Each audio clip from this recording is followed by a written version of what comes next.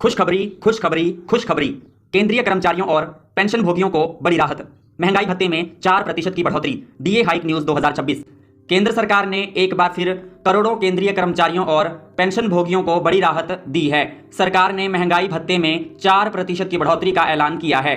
इस फैसले से देश भर के लगभग 50 लाख केंद्रीय कर्मचारी और 65 लाख पेंशन भोगी सीधे तौर पर लाभान्वित होंगे। बढ़ती महंगाई के बीच यह खबर उन सभी लोगों के लिए बेहद खुशी की बात है जो सरकारी सेवाओं में कार्यरत हैं या सेवानिवृत्त होकर पेंशन पर निर्भर हैं। महंगाई भत्ता क्या होता है और यह क्यों जरूरी है, चलिए जानते हैं। महंगाई भत्ता यानी डियरनेस अलाउंस वह अतिरिक्त राशि होती है जो सरकार अपने कर्मचारियों और पेंशन भोगियों को बढ़ती महंगाई से राहत दिलाने के लिए उनके मूल वेतन के ऊपर प्रदान करती है। यह भत्ता हर 6 महीने में संशोधित किया जाता है और इसका निर्धारण अखिल भारतीय उपभोक्ता मूल्य सूचकांक के आधार पर होता है। जब भी महंगाई बढ़ती है तो कर्मचारियों की क्रय शक्ति बनाए रखने के लिए डीए में वृद्धि की जाती है। डीए की गणना मूल वेतन के प्रतिशत के रूप में की जाती है। उदाहरण के तौर पर यदि किसी कर्मचारी का मूल वेतन 30,000 रुपए है और डीए 50% है तो उसे 15,000 रुपए अतिरिक्त महंगाई भत्ते के रूप में मिलेंगे। यह भत्ता न केवल कर्मचारियों की आर्थिक स्थिति को मजबूत बनाता है बल्कि उनके जीवन स्तर को बनाए रखने में भी अहम भूमिका निभाता है।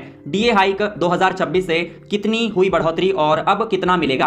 केंद्र सरकार ने जनवरी 2026 से महंगाई भत्ते में 4% की वृद्धि की घोषणा की है। इससे पहले डीए 53% था जो अब बढ़कर 57% हो गया है। यह बढ़ोतरी 7वें वेतन आयोग के तहत मूल वेतन पर लागू होगी। केंद्रीय मंत्रिमंडल ने इस प्रस्ताव को मंजूरी देते हुए कहा है कि यह फैसला कर्मचारियों की आर्थिक सुरक्षा को ध्यान में रखते हुए लिया गया है। इस 4% की बढ़ोतरी के बाद यदि किसी कर्मचारी का मूल वेतन 18,000 रुपए है तो उसे पहले 9540 रुपए डीए मिलता था, अब 10,260 रुपए मिलेगा, यानी 720 रुपए प्रति महीना की अतिरिक्त आमदनी होगी। वहीं अधिक वेतन पाने वाले कर्मचारियों को और भी ज्यादा फायदा होगा। पेंशन भोगियों को भी उनकी मूल पेंशन पर 57% महंगाई राहत यानी कि डीआर मिलेगी। एरियर का लाभ, बकाया राशि कब और कैसे मिलेगी, चलिए जानते हैं।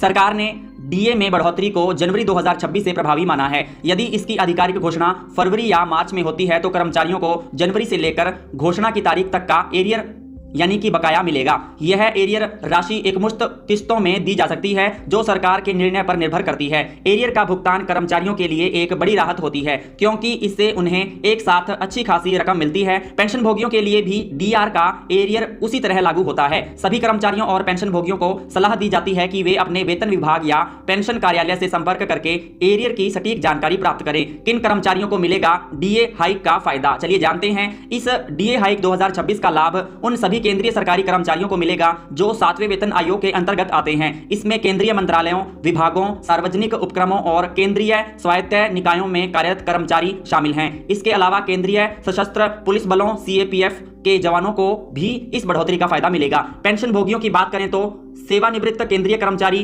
पारिवारिक पेंशन भोगी और भूतपूर्व सैनिकों की विधवाएं भी इस बढ़ोतरी का लाभ उठा सकती हैं। हालांकि राज्य सरकार के कर्मचारियों के लिए डीए का निर्णय संबंधित राज्य सरकारें अलग से लेती हैं। कई राज्य सरकारें भी केंद्र के फैसले के बाद जल्द ही अपने कर्मचारियों के लिए डीए बढ़ाने की घोषणा करती हैं। डीए 57% होने का असर वेतन में कितना बदलाव आएगा, चलिए जानते हैं। डीए के 57% होने से कर्मचारियों की कुल मासिक आय में उल्लेखनीय वृद्धि होगी। उदाहरण के लिए यदि किसी कर्मचारी का मूल वेतन 56,100 रुपए है तो उसे 31,977 रुपए डीए मिलेगा जो पहले 29,733 रुपए था, यानी हर महीने 2,244 रुपए की अतिरिक्त आमदनी होगी। वार्षिक आधार पर यह लगभग 26,928 रुपए की बचत या अतिरिक्त आय होगी। इस बढ़ोतरी का असर न केवल मूल वेतन पर बल्कि एचआरए, टीए और अन्य भत्तों पर भी पड़ता है क्योंकि कई भत्ते डीए से जुड़े होते हैं। जब डीए 25% और 50% की सीमा पार करता है तो एचआरए में भी